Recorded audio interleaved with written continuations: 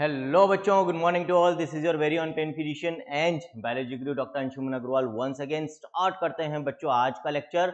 और आज का लेक्चर है हमारे चैप्टर रिप्रोडक्शन इन ऑर्गेनिजम्स का लास्ट लेक्चर। वैसे हमने शेड्यूल ये किया था कि जो हमारा थर्ड लेक्चर था उसमें हमने खत्म करने के लिए शेड्यूल किया था, बट बिकॉज जो लास्ट वाला पार्ट है इस चैप्टर का, लास्ट सेगमेंट है बच्चों, सेक्सुअल फर्टिलाइजेशन, सेक्सुअल रिप्रोडक्शन के जो इवेंट्स आपको इसमें दे रखे हैं, pre fertilization events, fertilization and post fertilization events, ये थोड़ा सा रिलेटिवली हम कह सकते हैं कि कंसेप्चुअल पार्ट है, इंपॉर्टेंट पार्ट है, क्वेश्चंस भी यहाँ से बनते हैं। तो इसको हम एक लेक्चर की जगह 2 लेक्चर्स में कंप्लीट कर रहे हैं। लास्ट लेक्चर में हमने ये इवेंट्स स्टार्ट किए थे जहां पर प्री फर्टिलाइजेशन इवेंट्स के अंदर हमने बच्चों गैमीट फॉर्मेशन की बात कर ली थी। मतलब प्री फर्टिलाइजेशन इवेंट्स का मतलब मैंने आपको समझाया था, जो फ्यूजन ऑफ गैमीट्स होता है बच्चों, मेल और फीमेल गैमीट का फ्यूजन होता है, उसके पहले के जो इवेंट्स कहलाते हैं सेक्सुअल रिप्रोडक्शन में, उनको हम क्या कहते हैं? प्री फर्टिलाइजेशन इवेंट्स कहते हैं, है ना बच्चों। ऑडियो या वीडियो में किसी भी तरह की कोई प्रॉब्लम हो तो अपने चैट बॉक्स में बता देना। Good morning Anisa. ठीक है, आगे बात समझ में। एक और चीज बच्चों, आपकी जो डेली रिकॉर्ड बुक की रिपोर्टिंग है, मैं डेली ये मैसेज नहीं ड्रॉप करूंगा कि भाई मुझे शेयर करो। आप सबको अपनी रिस्पॉन्सिबिलिटी समझते हुए डेली आप जो भी पढ़ रहे हो, है ना, ये सब उन बच्चों के लिए है जो हमारे कोर्सेज में एनरोल्ड हैं। तो उनको, क्योंकि मैं चाहता हूं कि भाई जो भी मेरे से डायरेक्टली एसोसिएट हो रहा है, मैं उसका सिलेक्शन इंश्योर कर पाऊं, उसको डॉक्टर बना पाऊं, उसकी जो मंजिल है वहां तक पहुंचा पाऊं, उसके लिए जो जो मैं आपको करने के लिए कह रहा हूं वो बहुत जरूरी है। और ये सारी वो चीजें हैं जिनको करके मैंने नीट को एक अटेम्प्ट में, फर्स्ट अटेम्प्ट में 12th क्लास के साथ ऑल इंडिया रैंक 196 के साथ क्रैक किया था। तो आप भी ये चीजें कर लोगे बच्चों, तो ये ट्राइड एंड टेस्टेड चीजें हैं, ये प्रूवन चीजें हैं, ये कोई एक्सपेरिमेंट नहीं चल रहा है यहाँ पर। और इनको करते हुए ही आज मैं जहां हूं वहां हूं, और कभी भी इनकी वजह से मुझे फेलियर नहीं मिला। ये प्रूवन है कि कुछ चीजें जो मैंने आपको बताया, स्ट्रेटेजी एंड प्लानिंग के साथ आप पूरे साल तैयारी करोगे तो सिलेक्शन पक्का है। तो डेली का डेली आपको अपनी जिम्मेदारी को समझते हुए अपना जो वर्क रिकॉर्ड है कि भाई मैंने आज क्या पढ़ा, क्या रिवाइज किया, कौन से क्वेश्चंस, कितने क्वेश्चंस प्रैक्टिस करा, किस चैप्टर की क्वेश्चन प्रैक्टिस करी, और टोटल कितने घंटे मैंने आज पढ़ाई करी, ये डेली का डेली अपना जो डाउट सॉल्विंग ग्रुप है अलग से एनरोल्ड बच्चों के लिए, वहां पर आप लोगों को शेयर करना है। मैं बार बार नहीं कहूंगा, जो अपनी विल से वॉलंटरीली अपने आप शेयर करेगा, ऑटोमेटिकली मैं उस पर ज्यादा ध्यान दूंगा, पर्सनली मैं उससे ज्यादा कनेक्ट करूंगा, गाइड करूंगा। जो नहीं करेगा, धीरे धीरे भाई आप अपने आप पर हो, मैं आपको पढ़ा रहा हूं, हमारी फैकल्टीज पढ़ा रही है, मटेरियल आपको पूरा मिल रहा है, बट वहां पर फिर you are at your own, है ना। फिर हम, मेरा वो नहीं है कि हाँ कि सर मेरा सिलेक्शन नहीं हो रहा। भाई जब आप मेरी बात ही नहीं मान रहे हो तो फिर मैं उसकी गारंटी नहीं ले सकता हूँ। हाँ, जो बच्चा पूरे अंटिल एग्जाम देने तक हर एक दिन को मेरे हिसाब से जिएगा, उसकी गारंटी मैं ले रहा हूं कि उसका सिलेक्शन हो जाएगा। आगे बात समझ में, ठीक है। तो गैमीट फॉर्मेशन की हमने बात कर ली थी। प्री फर्टिलाइजेशन इवेंट्स मैंने आपको बता दिया कि फ्यूजन ऑफ गैमीट्स के पहले के जो इवेंट्स होते हैं बच्चों, उनको हम प्री फर्टिलाइजेशन इवेंट्स बोलते हैं। आज प्री फर्टिलाइजेशन इवेंट के सेकंड पार्ट की हम बात करेंगे, सेकंड इवेंट की हम बात करेंगे, that is gamete transfer. Gametes बन गए, जो हमने लास्ट लेक्चर में बात करी थी। अब उन गैमीट्स को एक दूसरे तक पहुंचना जरूरी है। यदि दोनों मोटाइल हैं तो दोनों चलकर पहुंच सकते हैं, जैसे कुछ लोअर एल्गी के अंदर हमने बात करी थी कि आइसोगेमस कंडीशन होती है और वहां पर दोनों मोटाइल गैमीट्स भी कई बार देखने को मिलते हैं, है ना, जहां पर सेम तरह के गैमीट्स होते हैं।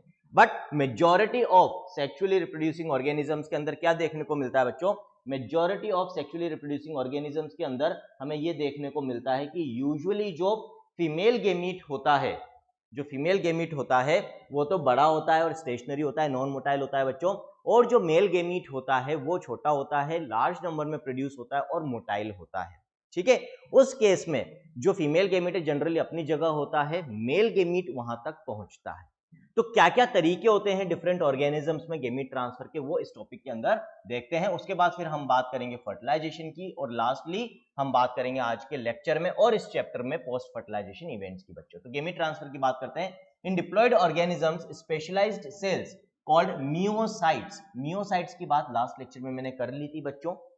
वो सेल्स जिनमें मियोसिस होकर गैमीट फॉर्मेशन होता है उनको हम गैमीट मदर सेल या मियोसाइट्स बोलते हैं। ये लास्ट पॉइंट है लास्ट लेक्चर का, वापस से यहां पर रिपीट हो रहा है।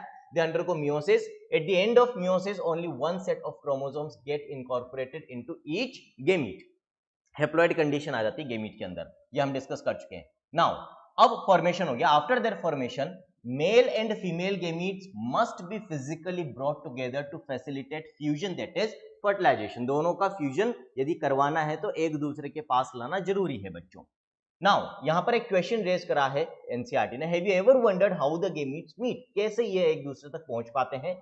इन majority of organisms male gamete is motile, जैसा मैंने आपको बताया था, and female gamete is stationary. Exceptions जैसे कुछ फंजाई और कुछ लोअर एल्गी के अंदर क्या होता है बच्चों, दोनों जो गेमीट्स होते हैं वो मोटाइल होते हैं, एक जैसे होते हैं, वहां पर आइसोगेमस कंडीशन देखने को मिलती है और मोटाइल गेमीट्स भी देखने को मिलते हैं। Now there is a need for a medium, important point है, मैंने हाईलाइट भी कर रखा है यहां पर, ये क्वेश्चन आ सकता है। There is a need for a medium through which the male gametes move. In several simple plants like algae, bryophytes and pteridophytes, water is the medium through which this gamete transfer takes place. Vacuum में तो travel कर नहीं सकते, तो कोई ना कोई medium तो चाहिए, या तो हवा के थ्रू ट्रेवल करेंगे या पानी के थ्रू ट्रेवल करेंगे। आगे बात समझ में क्लियर है? तो कोई ना कोई मीडियम चाहिए होता है फॉर द ट्रेवलिंग या for the movement of gamete. यदि मेल गेमीट मोटाइल है तो वो फीमेल गेमीट तक जाएगा, उसके लिए किसी न किसी मीडियम के थ्रू ट्रेवल करेगा। जैसा यहां पर हम देख सकते हैं, जो लोअर प्लांट्स होते हैं बच्चों, जनरली ज्यादातर लोअर प्लांट्स में ये जो मीडियम होता है वो वाटर होता है। कारण ज्यादातर लोअर प्लांट्स का जो हैबिटेट होता है वो क्या होता है बच्चों, एक्वेटिक। जब वो उगी ही पानी में रहे हैं, वो फ्लरिश ही पानी में हो रहे हैं, है ना, उनका हैबिटेट ही पानी है, तो ऑब्वियसली सेक्सुअल रिप्रोडक्शन के दौरान जो गेमीट मूवमेंट होगा वो भी पानी के अंदर ही होगा बच्चों। ठीक है, आगे देखते हैं। तो in several simple plants like algae, bryophytes, pteridophytes, आगे बात समझ में, water is the medium through which this gamete transfer takes place. Now a large number of the male gametes however fail to reach the female gametes. To compensate this loss of male gametes during transport, the number of male gametes produced is several thousand times the number of female gametes produced. और ये चीज आप सबको पता भी होगी, यदि हम ह्यूमंस का केस भी लें, इंसानों का केस भी लें, मानव का केस भी लें बच्चों, हमारा मतलब, तो ह्यूमंस के केस में भी फीमेल गेमीट यानी कि ओवम प्रोड्यूस करती है, एग प्रोड्यूस करती है। और आपको ये पता होगा कि इन जनरल हर महीने मेंस्ट्रुअल साइकिल होती है, हर मेंस्ट्रुअल साइकिल में एक एग यानी कि एक ओवम यानी कि एक फीमेल गेमीट प्रोड्यूस होता है ना। ये ऑलमोस्ट सबको पता है, ये आप लोअर क्लासेस से पढ़ते हुए आ रहे हो, 10th क्लास में भी आप रिप्रोडक्शन वाला चैप्टर पढ़ते हो। और मेल्स के अंदर लेकिन हम बात करें तो स्पर्म्स का जो प्रोडक्शन होता है बच्चों, वो बहुत बहुत बहुत ज्यादा लार्ज नंबर में होता है, ये भी आप सबको पता है ना। यदि हम बात करें तो सिंगल इजेकुलेशन के अंदर, मतलब जब सीमन इजेकुलेट होता है, तो ये जो रिप्रोडक्टिव फ्लूइड इजेकुलेट होता है during mating of male and female in humans, तो 2 से 3 ml सीमन के अंदर बच्चों करीब 200 से 300 मिलियन स्पर्म्स होते हैं। इमेजिन इतने सारे स्पर्म्स होते हैं। उसका कारण क्या है कि जब ये स्पर्म्स यानी कि मेल गेमीट फीमेल गेमीट की तरफ जाते हैं बच्चों, तो वो जो बीच में मीडियम है जिसके थ्रू ट्रेवल करके वो फीमेल गेमीट तक पहुंच रहे हैं, अलग अलग ऑर्गेनिजम्स में because of other different reasons, because of अलग अलग रीजंस हम कह सकते हैं, अलग अलग कारणों की वजह से काफी मेल गेमीट्स का डिस्ट्रक्शन हो जाता है, खत्म हो जाते हैं बहुत सारे मेल गेमीट्स। अब मान लो मेल गेमीट्स बहुत कम नंबर में प्रोड्यूस हो रहे होंगे, तो ये भी एक पॉसिबिलिटी है कि एक भी मेल गेमीट ओवम तक ना पहुंच पाए, तो फिर फर्टिलाइजेशन हो ही नहीं पाएगा। तो फर्टिलाइजेशन की पॉसिबिलिटी को इंक्रीज करने के लिए बच्चों, प्रोबेबिलिटी को बढ़ाने के लिए ही ऊपर वाले ने क्या कर रखा है कि ये जो गेमीट्स मेल गेमीट्स प्रोड्यूस होते हैं मेजॉरिटी ऑफ ऑर्गेनिजम्स के अंदर बच्चों, इनका नंबर बहुत बहुत बहुत ज्यादा होता है, ताकि डिस्ट्रक्शन के बाद भी कुछ ना कुछ मेल गेमीट्स फीमेल गेमीट तक पहुंच ही जाएं। In seed plants pollen grains are the carriers of male gametes and ovule have the egg. Pollen grains produced in anthers therefore have to be transferred to the stigma before it can lead to fertilization. जब हम अभी reproduction in organisms, ये जो last lecture है बच्चों इस chapter का आज, इसके बाद अब 12th का जो चैप्टर हम स्टार्ट करने वाले हैं, that is sexual reproduction in flowering plants. और वहां पर हम बात करेंगे कि फ्लावरिंग प्लांट्स के अंदर किस तरह से सेक्सुअल रिप्रोडक्शन होता है, वहां पर डिटेल में सारी चीजें पढ़ेंगे। तो वहां पर हम पढ़ेंगे कि फ्लावरिंग प्लांट्स के अंदर यदि हम बात करें या सीड बेयरिंग प्लांट्स के अंदर हम बात करें बच्चों, तो जो मेल गेमीट्स होते हैं वो किस फॉर्म में ट्रेवल करते हैं, पोलन ग्रेन्स के फॉर्म में ट्रेवल करते हैं। हम कह सकते हैं pollen grains are the carriers of male gametes, है ना। और फ्लावर के बीच में बच्चों जो कार्पल वाला पार्ट होता है, पिस्टल वाला पार्ट होता है बच्चों, उस पिस्टल वाले पार्ट के बेस में ओव्यूल वाला पार्ट होता है जिसमें एग होता है बच्चों। आगे बात समझ में। तो वहां तक इन पोलन ग्रेन्स के थ्रू जो मेल गेमीट कैरी हो रहे हैं उनको इस एग तक पहुंचाना होता है उस कार्पल वाले लोअर पार्ट में। कैसे पहुंचते हैं उसके लिए पहले जैसे जो फ्लावर है बच्चों, यहां पर हम छोटा सा बना लेते हैं। जैसे यदि हम बात करें, है ना, तो फ्लावर के बीच में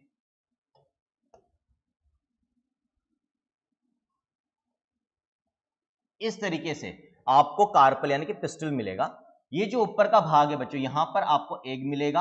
अब यहां तक किसको पहुंचाना है, हमें पोलन ग्रेन्स को पहुंचाना है। पोलन ग्रेन्स के थ्रू जो मेल गेमीट्स कैरी हो रहे हैं उनको पहुंचाना है। तो पहले तो विंड या वाटर के थ्रू ये पोलन ग्रेन्स कहां पहुंचते हैं बच्चों, विंड या वाटर के थ्रू। इनको दूसरा कलर कर लेते हैं अपन पोलन ग्रेन्स का, ताकि आपको इजी रहेगा देखने में। इस कलर से बना देते हैं, ये पोलन ग्रेन्स है। तो भाई पहले तो पोलन ग्रेन्स कहां पहुंचेंगे, ये जो पिस्टल है बच्चों, इसका जो अपर सरफेस है इस पर पहुंचते हैं। तो ये जो अपर सरफेस है बच्चों पिस्टल का, इसको हम कहते हैं स्टिग्मा। यहां पर आके चिपक गए। अब यहां से क्या होता है बच्चों, एक ट्यूब बनती है जिसको हम कहते हैं पोलन ट्यूब। क्या बनती है, एक ट्यूब बनती है जिसको हम कहते हैं पोलन ट्यूब। और वो pollen tube in male gametes को कहां लेकर जाएगी बच्चों, इस एग तक लेकर जाएगी। ये बहुत सिंपल सा डायग्राम मैंने बताया, डिटेल्ड डायग्राम नहीं है। जो प्रॉपर डायग्राम है, प्रॉपर कंसेप्ट है, हम नेक्स्ट चैप्टर में समझेंगे, क्योंकि वहां पर बहुत सारे स्ट्रक्चर्स का रोल होता है बच्चों इस फ्यूजन के अंदर, और वो देखेंगे हम sexual reproduction in flowering plants के अंदर। आगे बात समझ में। तो आई थिंक यहां तक तो किसी तरह का कोई भी डाउट आपको नहीं होगा, सब कुछ क्लियर होना चाहिए। कोई भी डाउट हो बच्चों पूछ लेना, है ना। इसको मैं रब कर रहा हूं।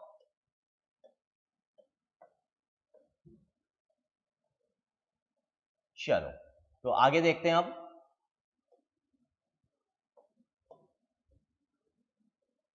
ये आगे बात समझ में। तो सीड प्लांट्स के अंदर pollen grains are the carriers of male gametes and ovule have the egg. Pollen grains produced in anthers, जहां पर पोलन ग्रेन्स प्रोड्यूस होते हैं बच्चों, स्टेमन्स में प्रोड्यूस होते हैं, उनका जो ऊपर का पार्ट होता है उनको हम एंथर्स कहते हैं। वहां से ये रिलीज होते हैं पानी या हवा के थ्रू या दूसरे एजेंट्स के थ्रू बच्चों कहां पहुंचेंगे, ultimately to the stigma of the pistil, ताकि फिर अल्टीमेटली फर्टिलाइजेशन हो सके। इन बाइसेक्सुअल कंडीशन अपन ने लास्ट जो लेक्चर उसमें भी डिस्कस करी थी बच्चों। Self fertilizing plants example peas, transfer of pollen grains to the stigma is relatively easy as anthers and stigma are located close to each other. Pollen grains soon after they are shed come in contact with the stigma. क्या कहना चाह रहा है ये point, जो bisexual plants होते हैं बच्चों, मतलब एक ही या तो फ्लावर के अंदर आपको दोनों मेल और फीमेल रिप्रोडक्टिव ऑर्गन देखने को मिल रही है। अब एक ही फ्लावर में स्टेमन भी है जहां से पोलन ग्रेन्स रिलीज हो रहे हैं, और उसी के अंदर पिस्टल भी है बच्चों जिसपे स्टिग्मा है, जहां पर पोलन ग्रेन्स को पहुंचना, और उसके अंदर क्या है, एग है। अब दोनों पास पास है, जहां पर पोलन ग्रेन्स बन रहे हैं वो स्ट्रक्चर भी उसी फ्लावर में, और जहां पर एग है वो स्ट्रक्चर भी उसी फ्लावर में। बाइसेक्सुअल कंडीशन कहलाएगी, मोनोइशियस कंडीशन कहलाएगी बच्चों। अब यहां पर क्या होगा, जो पोलन ग्रेन्स प्रोड्यूस हो रहे हैं, क्योंकि उनके जस्ट पास में ही पिस्टल का स्टिग्मा है, तो ये जो ट्रांसफर ऑफ गेमीट है बहुत इजीली हो जाएगा। बनते ही वहां से झड़ेंगे तो झड़कर गिरेंगे ही कहां, वो पास के पिस्टल के स्टिग्मा के ऊपर गिरेंगे। आगे बात समझ में। तो यहां पर एनसीईआरटी कहना चाह रही है कि जो बाइसेक्सुअल प्लांट्स होते हैं उनमें फर्टिलाइजेशन बहुत इजी होता है, या हम कहते हैं ट्रांसफर ऑफ गेमीट्स बहुत इजीली और फास्ट हो जाता है। लेकिन जो क्रॉस, और इसीलिए यहां पर क्या है, सेल्फ फर्टिलाइजेशन क्यों बोला है, क्योंकि सेम ऑर्गेनिज्म के अंदर ही मेल और फीमेल गेमीट दोनों बन भी रहे हैं और फ्यूज भी हो रहे हैं, इसलिए सेल्फ फर्टिलाइजेशन बोला है। क्रॉस पॉलिनेटिंग प्लांट्स का मतलब क्या हो गया, ऐसे प्लांट्स जो यूनिसेक्सुअल हैं। एक प्लांट में या तो मेल फ्लावर्स ही होंगे या फीमेल फ्लावर्स ही होंगे, यानी कि एक प्लांट या तो सिर्फ पोलन ग्रेन्स प्रोड्यूस कर रहा होगा या फिर एग ही प्रोड्यूस कर रहा होगा बच्चों। ऐसे केसेस में पोलन ग्रेन्स को एक पौधे से दूसरे जो फीमेल पौधा है उसके फ्लावर के स्टिग्मा तक पहुंचना है। यहां पर ट्रांसफर इतना आसान नहीं होगा, कोई ना कोई पॉलिनेटिंग एजेंट, पॉलिनेशन का मतलब सब समझते हो, ट्रांसफर ऑफ पोलन ग्रेन्स बच्चों, है ना। तो यहाँ पर कोई ना कोई पॉलिनेटिंग एजेंट चाहिए होगा आपको, या तो कोई इंसेक्ट, जैसा हम कहते हैं ना हनी बीज हो गई, बटरफ्लाइज हो गई, ये भी पॉलिनेशन का काम करते हैं। जब ये एक फ्लावर के ऊपर बैठते हैं नेक्टर के लिए बच्चों, तो इनके बॉडी के सरफेस पर पोलन ग्रेन्स चिपक जाते हैं, फिर जब ये दूसरे फ्लावर पे बैठते हैं तो वहां पर स्टिग्मा पे ये उनको छोड़ देते हैं, शेड हो जाते हैं अपने आप। आगे बात समझ में। तो in cross pollinating plants including dioecious plant, जिनको हम कह सकते हैं यूनिसेक्सुअल प्लांट्स बच्चों, a specialised event called pollination facilitates transfer of pollen grains to the stigma. तो पॉलिनेशन क्या हो गया बच्चों, transfer of pollen grains to the stigma का जो प्रोसेस होता है that is pollination. Pollen grains germinate on the stigma and the pollen tubes. अभी मैंने आपको बताया था पोलन ट्यूब बनती है बच्चों।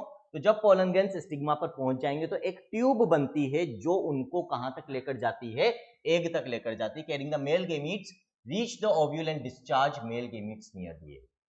आ गई बात समझ में? आई थिंक यहां तक किसी तरह का कोई डाउट नहीं है। In dioecious animals, since male and female gametes are formed in different individuals, the organism must evolve a special mechanism of gamete transfer. ये बात आ गई। डाइशियस, डाइशियस का मतलब क्या हो गया बच्चों? यूनिसेक्सुअल। अभी हम प्लांट्स की बात कर रहे थे, अब एनिमल्स की बात कर रहे हैं हम। तो ऐसे एनिमल्स जो यूनिसेक्सुअल हैं, जिसमें मेल अलग फीमेल अलग है बच्चों, तो वहां पर स्पेशल मैकेनिज्म होते हैं फॉर गेमीट ट्रांसफर। जनरली ये जो स्पेशल मैकेनिज्म होते हैं, हायर एनिमल्स की हम बात करें तो कॉपुलेशन होता है बच्चों, जिसमें मेटिंग होती है डायरेक्टली मेल फीमेल के बीच में, फिजिकल मेटिंग होती है। जो लोअर एनिमल्स हैं बच्चों, लोअर एनिमल्स जो पर्टिकुलरली एक्सक्लूसिवली एक्वेटिक हैबिटेट में मिलते हैं, जनरली उनमें एक्सटर्नल फर्टिलाइजेशन देखने को मिलता है। मतलब उनमें जो मेल गेमीट्स पानी में रिलीज कर दिए जाते हैं और पानी के थ्रू वो फीमेल गेमीट तक, यानी कि उस मेंबर काउंटर पार्ट में पहुंचेंगे, पार्टनर में पहुंचेंगे, जो कि फीमेल है बच्चों। Successful transfer and coming together of gametes is essential for the most critical event in sexual reproduction, the fertilization। बहुत इंपॉर्टेंट लाइन है, इस पे क्वेश्चन आ चुका है नीट के अंदर कि सेक्सुअल रिप्रोडक्शन का सबसे ज्यादा क्रिटिकल, क्रिटिकल का मतलब होता है इंपॉर्टेंट, जिसके बिना वो चीज पॉसिबल ना हो। तो बिना फर्टिलाइजेशन के सेक्सुअल रिप्रोडक्शन पॉसिबल नहीं है। इसीलिए फर्टिलाइजेशन को हम सेक्सुअल रिप्रोडक्शन का most most most critical event मानते हैं। अच्छे से दिमाग में फीड कर लेना, कोई कंफ्यूजन नहीं होना चाहिए। फर्टिलाइजेशन से क्या बनता है? जब दो गेमीट्स फर्टिलाइज करेंगे, आपस में फ्यूज करेंगे, तो जाइगोट बनेगा, डिप्लॉइड जाइगोट। तो यही क्वेश्चन अलग फॉर्म में भी आ सकता है। हो सकता है आपसे पूछे which is the most critical event of sexual reproduction, और फर्टिलाइजेशन ऑप्शन में न होके हो सकता है फॉर्मेशन ऑफ जाइगोट हो। वो भी वही चीज है ना। इस तरह से मैं आपको इसलिए बताता हूं बच्चों ये सारी चीजें, ताकि आप अपना प्रेजेंस ऑफ माइंड डेवलप कर पाए कि हाँ, लकीर के फकीर नहीं बनना है कि फर्टिलाइजेशन बताया था सर ने मोस्ट क्रिटिकल इवेंट, अब ऑप्शन में फर्टिलाइजेशन नहीं है तो फिर हम वहां चक्कर खा रहे हैं कि यार ये क्या हो गया। तो भैया आप समझो, फर्टिलाइजेशन से जाइगोट बन रहा है, तो फॉर्मेशन ऑफ जाइगोट भी वही चीज है। तो आपसे थोड़ा सा घुमाकर भी एग्जामिनर क्वेश्चन पूछ सकता है। हमें इस तरह से चीजों को सॉल्व करना, दिमाग लगाना आना चाहिए बच्चों। तो ये लाइन अच्छे से याद होनी चाहिए। अब हम नेक्स्ट इवेंट की बात करते हैं सेक्सुअल रिप्रोडक्शन में, दैट इज फर्टिलाइजेशन। गेमीट बन गए हैं, गेमीट का ट्रांसफर हमने पढ़ लिया, एक दूसरे तक पहुंच गए हैं। अब पहुंचने के बाद वो फ्यूज करेंगे। ये जो फ्यूजन का इवेंट होता है, इसको ही हम क्या बोलते हैं बच्चों? इसको ही हम फर्टिलाइजेशन बोलते हैं। देखते हैं इसके अंदर।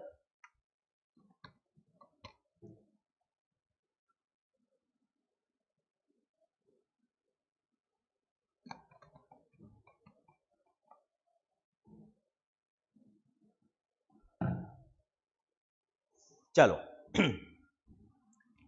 तो जैसा मैंने अभी आपको बताया, द मोस्ट वाइटल, वाइटल का मतलब भी इंपॉर्टेंट, क्रिटिकल का मतलब भी इंपॉर्टेंट। तो चाहे क्वेश्चन आ जाए most critical event of sexual reproduction, या फिर क्वेश्चन आ जाए most vital event of sexual reproduction, दोनों ही क्या होगा? फ्यूजन ऑफ गेमीट्स कह सकते हो, फर्टिलाइजेशन कह सकते हो, फॉर्मेशन ऑफ जाइगोट कह सकते हो बच्चों। This process called syngamy results in the formation of a diploid zygote। तो जो फर्टिलाइजेशन है, इसके लिए हम एक और वर्ड यूज करते हैं, दैट इज सिंगेमी, है ना। ये भी एक ही चीज है, सिनोनिम्स हैं बच्चों, पर्यायवाची शब्द जिसको हम कहते हैं हिंदी में। The term fertilization is also often used for this process. The term syngamy and fertilization are frequently used दो इंटरचेंजेबली, है ना। यहाँ पर आ गया कि इंटरचेंजेबली का मतलब क्या होता है? एक दूसरे की जगह हम इन वर्ड्स को काम में लेते हैं। फर्टिलाइजेशन को हम सिंगेमी भी बोल देते हैं, सिंगेमी को हम फर्टिलाइजेशन भी बोल देते हैं, क्योंकि दोनों का मीनिंग एक ही होता है बच्चों। चलो, however it has to be mentioned here that in some organisms like rotifers, honeybees and even some lizards and birds, birds का एक एग्जांपल दे रखा है टर्की, टर्की एक बर्ड का नाम है बच्चों। The female gamete undergoes development to form new organisms without fertilization. This phenomenon is called parthenogenesis। सुन तो रखा होगा, लेकिन डेफिनेटली समझने में दिक्कत होगी इस टर्म को। स्टार मार्क कर लेना बच्चों, नोट्स के अंदर 3 स्टार मार्क कर लेना, इंपॉर्टेंट पॉइंट है, क्वेश्चन यहां से बनता है। What is parthenogenesis? तो बच्चों, पार्थेनोजेनेसिस का मतलब होता है, वैसे तो हमने क्या बोला, यदि किसी ऑर्गेनिज्म के अंदर गेमीट्स का फॉर्मेशन हो रहा है तो वहां पर यूजुअली सेक्सुअल रिप्रोडक्शन देखने को मिलता है। मेल और फीमेल गेमीट आपस में फ्यूज करके डिप्लॉइड जाइगोट बनाते हैं, जो अल्टीमेटली एक इंडिविजुअल यानी कि नए ऑर्गेनिज्म में डेवलप होता है। But there are some exceptions to it. अब वो एक्सेप्शंस क्या हैं बच्चों? कुछ ऑर्गेनिजम्स लाइक रोटिफर्स, रोटिफर्स आपने शायद पहली बार नाम सुना होगा, जब हम एनिमल किंगडम पढ़ेंगे वहां पर भी ये नाम नहीं आता है ना। आप सोचोगे सर कहेंगे एनिमल किंगडम पढ़ेंगे तब पढ़ाऊंगा, नहीं बेटा वहां पर भी नाम नहीं है ये। तो फिर रोटिफर्स हैं क्या, यहाँ पर सुन लो, आपको डिटेल में जानने की जरूरत नहीं है, कोई आपसे ये नहीं पूछेगा रोटिफर्स क्या होते हैं। बट मैं नहीं चाहता कि बिना नॉलेज के हम किसी भी वर्ड को रटें। हर वर्ड के बारे में जिसको भी हमें याद करना है हमें नॉलेज होनी चाहिए बच्चों। रोटिफर्स में एनिमल्स आते हैं। कौन से एनिमल्स आते हैं? पर्टिकुलरली बच्चों जो वर्म्स होते हैं, उसमें भी राउंड वर्म्स, जो फाइलम एस्केलमिंथीज हम पढ़ेंगे। जब हम एनिमल किंगडम पढ़ेंगे तो सबसे पहला फाइलम हम पढ़ेंगे फाइलम पोरिफेरा, स्पॉन्जेस। फिर हम पढ़ेंगे फाइलम सिलेंट्रेटा जिसमें हाइड्रा आता है। फिर हम पढ़ेंगे फाइलम टीनोफोरा। फिर हम पढ़ते हैं बच्चों फ्लैट वर्म्स, फाइलम प्लेटीहेलमिंथीज जिसको हम कहते हैं, है ना, उसमें वर्म्स आते हैं। और उसके बाद जो पांचवा फाइलम हम पढ़ते हैं नीचे से ऊपर की तरफ, वो होता है फाइलम एस्केलमिंथीज, जिनको हम निमेट हेलमिंथीज भी कहते हैं। अभी सिर्फ सुन लो, ये वर्ड अभी याद नहीं होंगे, जब एनिमल किंगडम पढ़ाऊंगा अपने आप याद हो जाएंगे। उनको हम निमेट हेलमिंथीज भी कहते हैं, निमेटोडा भी कहते हैं, राउंड वर्म्स भी कहते हैं। उनमें से कई मेंबर्स इस ग्रुप में इंक्लूड किए जाते हैं along with some other animals also. Main feature in animals का क्या होता है रोटिफर्स का? लोअर एनिमल्स हैं, प्रिमिटिव एनिमल्स हैं, है ना, इवोल्यूशनरी पॉइंट ऑफ व्यू से। और इनमें जो फीडिंग का मैकेनिज्म होता है, खाना खाने का मैकेनिज्म होता है, वो सीलियरी फीडिंग देखने को मिलती है। सीलियरी फीडिंग का मतलब क्या होता है बच्चों? इनमें जो माउथ पार्ट होता है, मतलब जो एंट्री पॉइंट होता है फूड का, वहां पर उस ओपनिंग पर बहुत सारे सील या हेयर लाइक स्ट्रक्चर होते हैं, है ना, जो फिल्टर का काम करते हैं और पानी में से खाने को छानकर खाना रख लेते हैं, पानी को वापस बाहर निकाल देते हैं। इस तरह के कुछ एनिमल्स को पर्टिकुलरली और फाइलम एस्केलमिंथीज हम किसमें इंक्लूड करते हैं बच्चों? रोटिफर्स में। तो कुछ रोटिफर्स के अंदर, फिर हनीबीज, टिपिकल क्लासिकल एग्जांपल है बच्चों हनीबीज। हनीबीज में मैंने आपको पहले भी लिविंग वर्ल्ड में भी बात हुई थी थोड़ी सी, रिप्रोडक्शन इन ऑर्गेनिजम्स की शुरुआत में मैंने बात करी थोड़ी सी। जो हनीबीज है बच्चों, हनीबीज में आपको 3 तरह के मेंबर्स मिलते हैं इनकी कॉलोनी के अंदर। क्वीन बी होती है बच्चों, फिर ड्रोन्स होते हैं बच्चों, और वर्कर बीज होती है ना, फीमेल वर्कर बीज होती है बच्चों। अब होता क्या है, जो मेल मेंबर्स होते हैं हनी बीज की कॉलोनी में, वो सिर्फ और सिर्फ किसके साथ मेटिंग करते हैं बच्चों? क्वीन बी के साथ मेटिंग करते हैं। जो बाकी की फीमेल्स होती है, वर्कर बीज होती है, वो स्टेराइल होती है ना। आगे बात समझ में। लेकिन वो जो स्टेराइल बीज डेवलप हो रही है बच्चों, वहां पर कैसे डेवलप होती है वही इंपॉर्टेंट है यहां पर। तो हनी बीज के अंदर होता क्या है कि हनी बीज के अंदर along with these organisms, rotifers की हम बात करें, कुछ लिजर्ड्स के अंदर भी बच्चों, कुछ बर्ड्स के अंदर भी फीमेल गेमीट जो है वो directly without fusion with the male gamete भी नया ऑर्गेनिज्म बना सकता है। आगे बात समझ में। अब यहां पर यदि फीमेल गेमीट बिना फ्यूजन के एक नया इंडिविजुअल बना रहा है, तो वो नया इंडिविजुअल क्या होगा बच्चों? हैप्लॉइड होगा, क्योंकि गेमीट तो हैप्लॉइड है, डिप्लॉइड नहीं होगा। और स्टेराइल भी जनरली होता है। आगे बात समझ में क्लियर है? ठीक है। तो इस तरह से यदि डायरेक्टली गेमीट से एक नया ऑर्गेनिज्म बन रहा है विदाउट फर्टिलाइजेशन, तो उस प्रोसेस को हम क्या बोलते हैं? पार्थेनोजेनेसिस। जो कुछ ऑर्गेनिजम्स लाइक रोटिफर्स के अंदर, हनी बीज के अंदर, कुछ लिजर्ड्स और कुछ बर्ड्स लाइक टर्की के अंदर देखने को मिलता है। साफ साफ लिखा हुआ है, the female gamete male gamete के साथ फ्यूज नहीं होगा, डायरेक्टली नए ऑर्गेनिज्म में डेवलप हो जाएगा विदाउट फर्टिलाइजेशन। याद रखना है, ठीक है, मीनिंग इसका। और जो एग्जांपल्स यहां पर दे रखे हैं, इससे ज्यादा आपसे पार्थेनोजेनेसिस में नहीं पूछा जाएगा बच्चों। In most aquatic organisms, such as a majority of algae and fishes, as well as amphibians, syngamy occurs in the external medium, that is water, that is outside the body of the organism. This type of gametic fusion is called external fertilization. अभी थोड़ी देर पहले हमने बात करी है कि जो lower animals होते हैं बच्चों, और कुछ लोअर प्लांट्स भी, जो एक्वेटिक हैबिटेट में एक्सक्लूसिवली पानी में ही मिलते हैं, है ना, उनके अंदर, और जो एम्फीबियंस हैं उनमें तो वैसे डुअल नेचर देखने को मिलती है, धरती पर भी, लैंड पर भी मिलते हैं, पानी में भी मिलते हैं। लेकिन जो एम्फीबियंस हैं, जिसमें मेंढक आता है बच्चों, उनको अपने रिप्रोडक्टिव इवेंट के लिए, सेक्सुअल रिप्रोडक्शन के लिए पानी में जाना जरूरी होता है। उसका कारण मैं बता देता हूं, पूछा भी जाता है आपसे, एनिमल किंगडम में भी ये क्वेश्चन बनता है कि बच्चों जो एम्फीबियंस होते हैं, फ्रॉग्स वगैरह, इनके जो एग्स होते हैं ये सॉफ्ट होते हैं। यदि ये इनको लैंड पर ले करेंगे, धरती पर इनको ले करते हैं, अपना रिप्रोडक्शन का इवेंट करते हैं, तो वहां पर गर्मी की वजह से सूख कर डिस्ट्रॉय हो जाते हैं। इनको मॉइस्चर चाहिए होता है, इस कारण से ये अपना रिप्रोडक्शन का इवेंट पानी में करते हैं, ताकि फर्टिलाइजेशन के बाद जो एग बने, क्योंकि वो सॉफ्ट है, धरती पर होंगे तो गर्मी से सूख जाएंगे, पानी के अंदर सूखेंगे नहीं, डिस्ट्रॉय नहीं होंगे बच्चों। इस कारण से एम्फीबियंस में चाहे डुअल नेचर मिलती है, लैंड और वाटर दोनों में वो रह सकते हैं, फिर भी रिप्रोडक्शन पानी के अंदर ही करते हैं बच्चों, है ना। सारी चीजें क्लियर है यहां तक? ओके। तो ये जो ऑर्गेनिजम्स हैं बच्चों, इनके अंदर जो पानी में मिलते हैं जनरली, इनके अंदर क्या होता है, मेल गेमीट्स को कहां रिलीज कर दिया जाता है, पानी के अंदर। फीमेल गेमीट्स को कहां रिलीज कर दिया जाता है, पानी के अंदर। पानी के अंदर ही दोनों का फ्यूजन हो रहा है, क्योंकि फ्यूजन ऑफ गेमीट बॉडी के बाहर हो रहा है। मेल और फीमेल दोनों की बॉडी के बाहर हो रहा है बच्चों, ऑर्गेनिज्म की बॉडी के अंदर फर्टिलाइजेशन नहीं हो रहा। ह्यूमंस के केस में क्या होता है, जो फीमेल मेंबर होती है उनकी जो फेलोपियन ट्यूब होती है वहां पर फर्टिलाइजेशन यानी कि बॉडी के अंदर हो रहा है, बॉडी पार्ट के अंदर हो रहा है। इसलिए ह्यूमंस के अंदर जो फर्टिलाइजेशन कहलाता है वो क्या कहलाता है, इंटरनल फर्टिलाइजेशन। लेकिन इन एनिमल्स के अंदर या कुछ लोअर प्लांट्स के अंदर जहां पर दोनों ही तरह के गेमेट्स पानी में रिलीज कर दिए हैं और पानी में उनका फ्यूजन हो रहा है outside the body of the organism, इसलिए वहां पर वो कहलाएगा external. External means outside fertilization. Organisms exhibiting external fertilization show great synchrony between the sexes and release a large number of gametes into the surrounding medium in order to enhance the chances of syngamy. Again, जब external fertilisation हो रहा है, पानी में आप gametes को release कर रहे हो, तो वहां तो गेमीट्स के डिस्ट्रॉय होने के चांसेस बहुत ज्यादा हैं। दूसरे एनिमल्स भी उन एग्स को खा सकते हैं, गेमीट्स को खा सकते हैं बच्चों, वैसे भी डिस्ट्रॉय हो सकते हैं, इधर उधर फ्लोट करके जा सकते हैं बच्चों, दूर दूर जा सकते हैं, तो वो भी फर्टिलाइजेशन के लिए अवेलेबल नहीं होंगे। तो इस कारण से अगेन ऊपर वाले ने क्या सिस्टम बना दिया, क्या एडजस्टमेंट कर दिया इसके लिए, अगेन जिनमें एक्सटर्नल फर्टिलाइजेशन मिलता है वहां पर भी नंबर ऑफ गेमीट्स जो है वो लार्ज नंबर में प्रोड्यूस होते हैं और इसीलिए इनके अंदर लार्ज नंबर ऑफ ऑफस्प्रिंग्स भी प्रोड्यूस होती है। A major disadvantage is that the offspring are extremely vulnerable to predators, threatening their survival up to adulthood. अब इसका एक नुकसान क्या है एक्सटर्नल फर्टिलाइजेशन का, क्योंकि यहां पर जो फर्टिलाइजेशन ऑफ गेमीट्स वो पानी में हो रहा है outside the body of the organism, वहीं जाइगोट बनेगा पानी में, उसी से डेवलपमेंट जो चालू होगा एम्ब्रियोजेनेसिस बच्चों, एक न्यू इंडिविजुअल का डेवलपमेंट वो भी पानी में हो रहा है, और जो नया इंडिविजुअल जब अंडे से निकलेगा या बनेगा वो भी पानी में ही बन रहा है।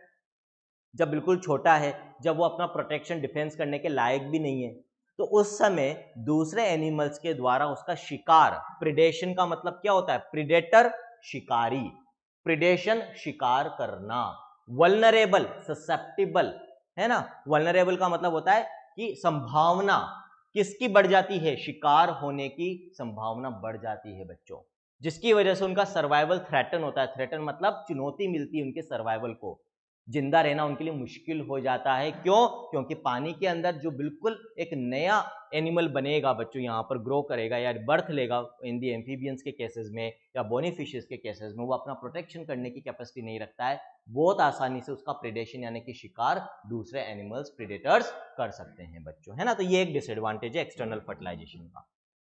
In many terrestrial organisms belonging to fungi, higher animals such as reptiles, birds, mammals, and in majority of plants, हम बात करें बच्चों higher plants की बात करें तो syngamy occurs inside the body of the organism, hence the process is called internal fertilization. Clear है?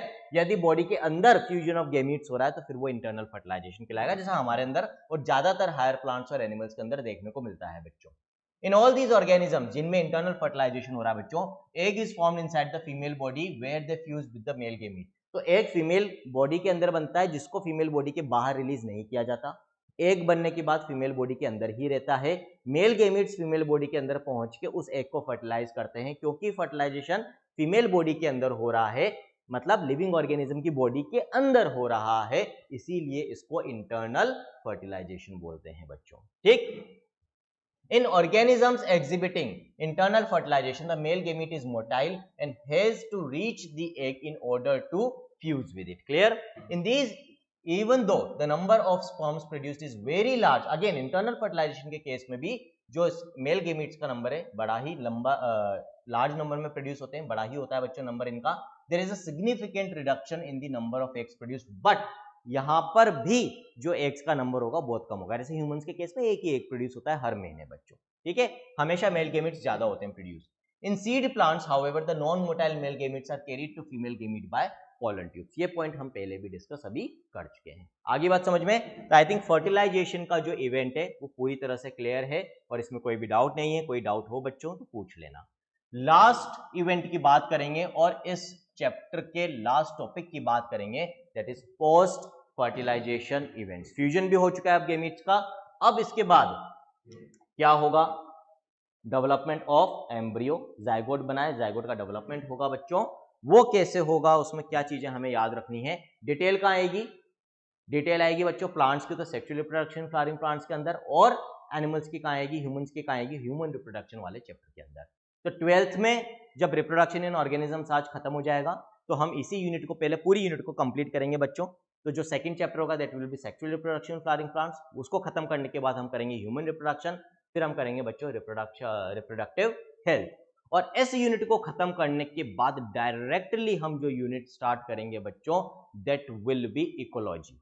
पहले इकोलॉजी पढ़ाऊंगा क्योंकि लास्ट में रह जाती है, थ्योरेटिकल होती है, पढ़ने में जोर आता है। और उसके बाद फिर हम जो यूनिट करेंगे वो है जेनेटिक्स वाली यूनिट, क्योंकि वो भी बहुत इंपॉर्टेंट है ना। तो शुरुआती मंथ्स में ही बच्चों जुलाई अगस्त सितंबर में ही हम ये 12th की सारी तीनों जो इंपॉर्टेंट यूनिट्स है, सबसे इंपॉर्टेंट यूनिट्स बच्चों यही है। इसके बाद फिर बहुत छोटी यूनिट बचती है बायोटेक्नोलॉजी, 2 ही चैप्टर है, मुश्किल से 5 लेक्चर, 4 से 5 लेक्चर के 2 चैप्टर होते हैं उस यूनिट के अंदर, और बायोलॉजी इन ह्यूमन वेलफेयर जो मेन 2 यूनिट बच जाती है। बाकी 3 यूनिट जो है ज्यादा इंपॉर्टेंट है, तो इनको भी हम देख लेंगे बच्चों, है ना। आगे बात समझ में। पैरेलल में हमारी 11th चल ही रही है। 11th में लिविंग वर्ल्ड हम कंप्लीट कर चुके हैं, बायोलॉजिकल क्लासिफिकेशन हम कंप्लीट कर चुके हैं बच्चों। अब जो चैप्टर कल हमें स्टार्ट करना है वो कौन सा है, जो अपना 11th में प्लांट किंगडम में नेक्स्ट चैप्टर है वो स्टार्ट करेंगे बच्चों।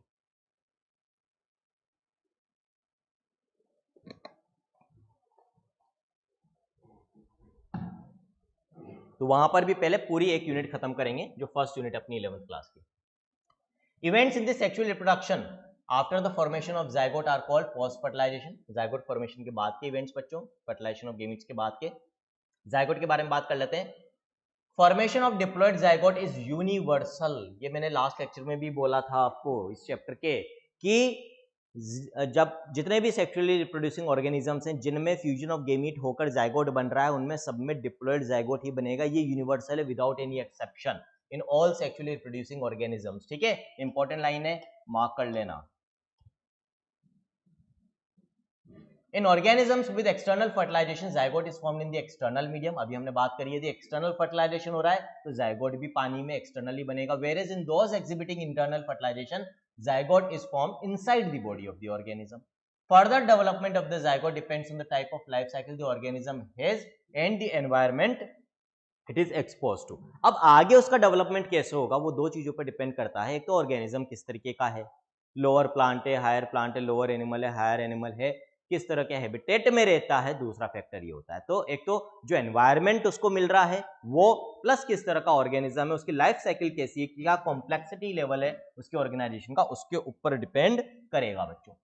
In organisms belonging to fungi and algae, अब पहले फंजाई और एल्गी की बात यहां पर हो रही है बच्चों। zygote develops a thick wall that is resistant to desiccation and damage. It undergoes a period of rest before germination. अब यहां पर आपके दिमाग के घोड़े दौड़ने चाहिए, दिमाग की घंटी बजनी चाहिए बच्चों। क्या बोलना चाह रहा हूं मैं, ऑलरेडी बायोलॉजिकल क्लासिफिकेशन हम पढ़ चुके हैं, बायोलॉजिकल क्लासिफिकेशन में फंजाई की बात भी हम कर चुके हैं बच्चों।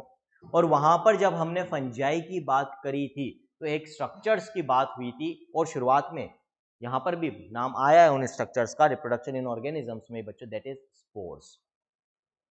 और जब मैंने स्पोर्स पढ़ाए थे तो आपको बोला था स्पोर्स टफ वॉल वाले स्ट्रक्चर्स होते हैं, है ना, स्फेरिकल स्ट्रक्चर्स होते हैं, गोल स्ट्रक्चर्स होते हैं छोटे छोटे, जिनकी आउटर कवरिंग टफ होती है, हार्ड होती है, जो अनफेवरेबल सिचुएशन को सरवाइव करने में मदद करते हैं बच्चों। ये रिप्रोडक्टिव स्ट्रक्चर्स होते हैं, जब फेवरेबल कंडीशन आती है तो जर्मिनेट होकर एक नया इंडिविजुअल बना देते हैं, है ना।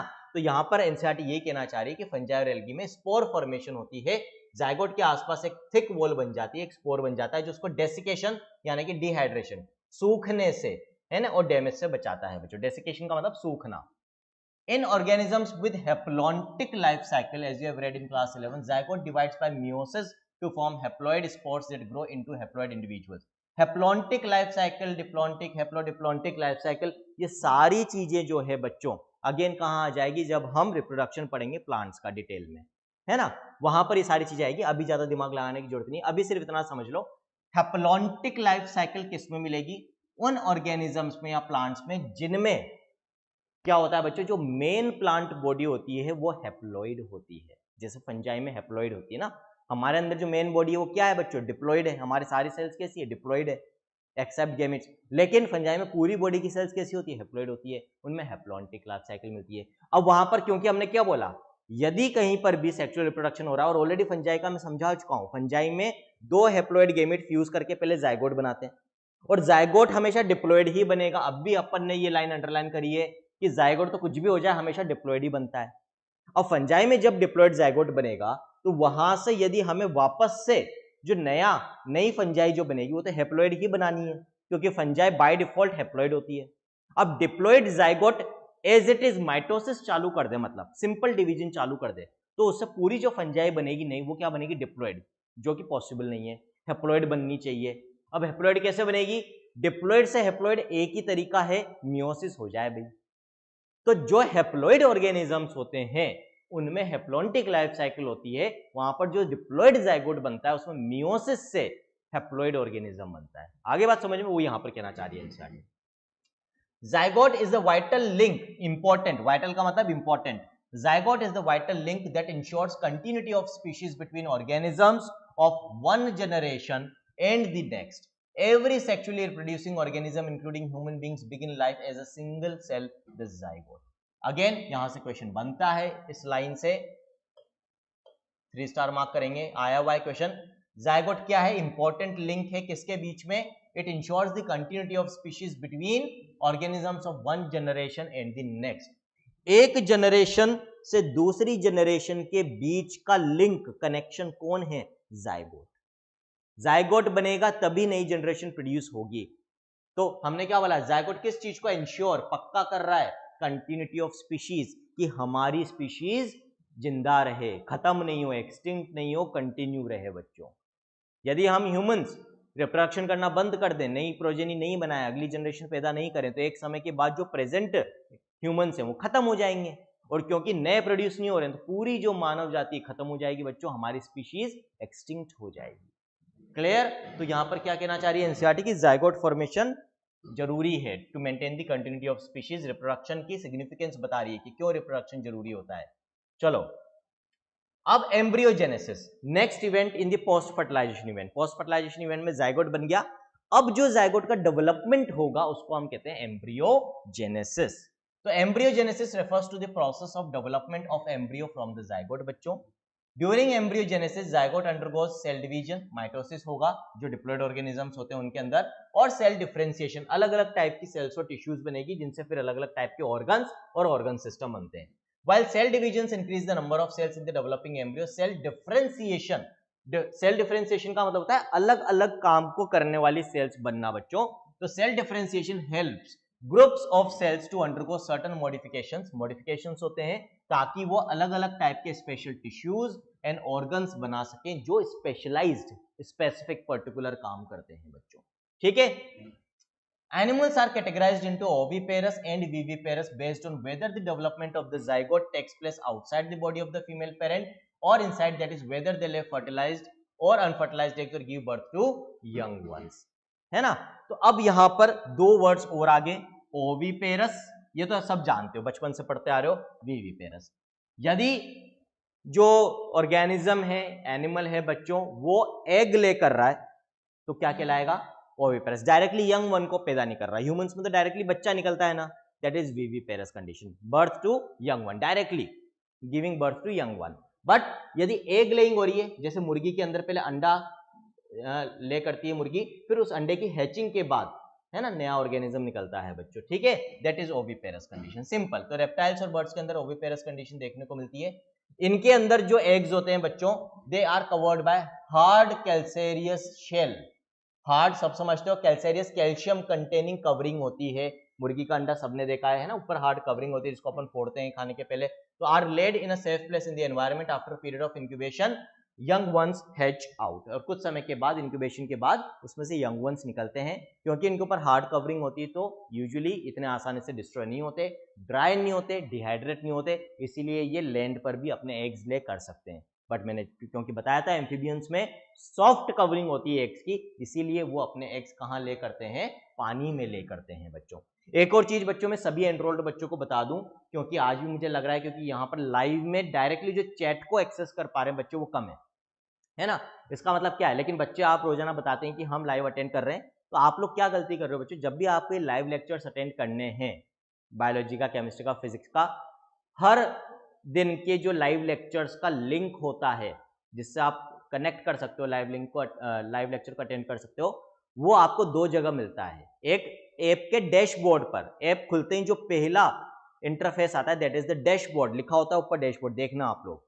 और डैशबोर्ड का आप जब स्क्रॉल करोगे तो नीचे आपको डेली के लाइव लेक्चर्स के लिंक मिलेंगे बैच वाइज, संपूर्ण के, समर्पण के, जोश के, जुनून के। वहां से आपको लाइव लेक्चर अटेंड करना है। वहां से आप लाइव लेक्चर अटेंड करोगे तो मेरे से डायरेक्टली लाइव लेक्चर के दौरान आप चैट करके अपने डाउट पूछ सकते हो। आप लोग क्या करते हो, आप लोग माई लाइब्रेरी में जाकर फिर वहां से लाइव वीडियो लेक्चर्स खोलकर और फिर वहां से लेक्चर्स को अटेंड करते हो बच्चों। वो आपको बाद में पढ़ने के लिए है। वहां जो लेक्चर्स हैं बच्चों, वो जब मान लो आप किसी कारण से लाइव अटेंड नहीं कर पाए, या लाइव अटेंड करने के बाद रिपीट करना चाह रहे हो, रिवीजन करना चाह रहे हो, या कोई चीज वापस देखना चाह रहे हो लेक्चर के अंदर, तो फिर वहां से आप उसको कभी भी 24 घंटे आपके लिए खुला रहता है पूरे साल के लिए। आप उस वीडियो को पूरे एक साल में 24 घंटे कितनी भी बार देख सकते हो डेली, है ना। लेकिन वो बाद में देखने के लिए है। आप वहां से लाइव लेक्चर खोलोगे तो फिर आप मेरे से डायरेक्टली चैट नहीं कर पाओगे, डाउट नहीं पूछ पाओगे ड्यूरिंग द लाइव लेक्चर। तो आपको लाइव लेक्चर कहां से अटेंड करना है, डैशबोर्ड पे जो आपको लिंक दिए हुए होते हैं वहां से अटेंड करना है बच्चों। इस चीज का विशेष ध्यान रखें। आप लोग ये बार बार गलती कर रहे हैं, आप माई लाइब्रेरी में जाकर लाइव वीडियो लेक्चर्स को एक्सेस करते हो और फिर वहां से आप चैट एक्सेस नहीं कर पाते हो, मेरे साथ डाउट नहीं पूछ पाते हो, है ना बच्चों। तो अब अगले लेक्चर से ध्यान रखना। अभी ओविपेरस विविपेरस कंडीशन समझ में आ गई भी सबको, क्लियर है, ठीक है। फ्लावरिंग प्लांट्स की बात कर लेते हैं। Flowering plants the zygote is formed inside the ovule, है ना।